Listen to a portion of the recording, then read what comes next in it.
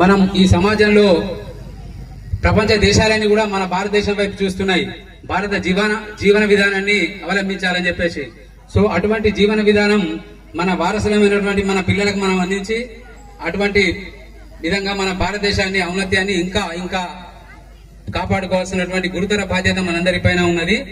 హిందువుగానే జీవించడం, హిందువుగానే పుట్టినం చేసుకోవడం అనేది ఒక రకంగా బాధాకరమైన విషయంగానే చెప్పుకోవచ్చు. కారణాలు ఏవైనా కానివ్వండి, ఇప్పుడు ఉన్న ఆధునిక జీవన శైలి లేదంటే టెక్నాలజీ, ఉద్యోగాలు, కారణం ఏదైనా కానివ్వండి, మన భారతీయ వ్యవస్థలో ముఖ్య వ్యవస్థ అయినటువంటి కుటుంబ వ్యవస్థ నెమ్మదిగా బలహీన పడుతూ వస్తూ ఉంది. ఈ కుటుంబ వ్యవస్థ ఎక్కడైతే, ఎందుకు అంటే మనం మన భారతీయతకి కుటుంబ వ్యవస్థనే తొలిమెట్టుగా చెప్పుకుంటూ ఉంటామమ్మా. ఎందుకు అంటే కుటుంబం అనగానే ఎవరు గుర్తొస్తారు? తల్లి, తండ్రి, పిల్లలు, అన్నలు, చెల్లెళ్ళు, ఆడపడుచులు, అత్తలు, అందరం ఒకటే అని దృఢంగా నిలబడేదే కుటుంబ వ్యవస్థ. ఈ కుటుంబ వ్యవస్థ మరి నెమ్మదిగా బలహీనమైపోవడానికి కారణాలు మనకి చాలా ఉన్నాయి. అందులో కొన్ని మాత్రమే తెలుసుకుందాం.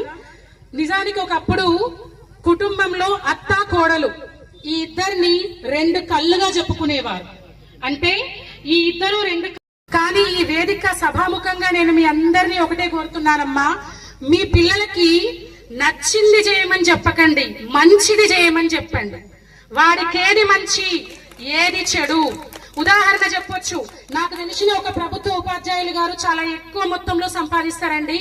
వాళ్ళ బాబుని నచ్చింది చేయమని ఒక కార్పొరేట్ స్కూల్లో వేస్తే 10th క్లాస్కి వచ్చేసరికి వాడు డ్రగ్ అడిక్ట్ అయిపోయాడు.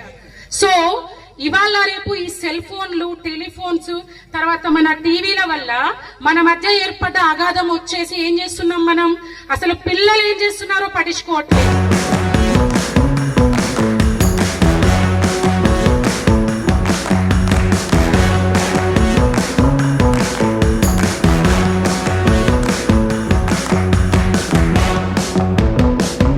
ఈ వార్తలు మీకు అందిస్తున్నది తెలంగాణ రిపోర్టర్ న్యూస్ ఛానల్.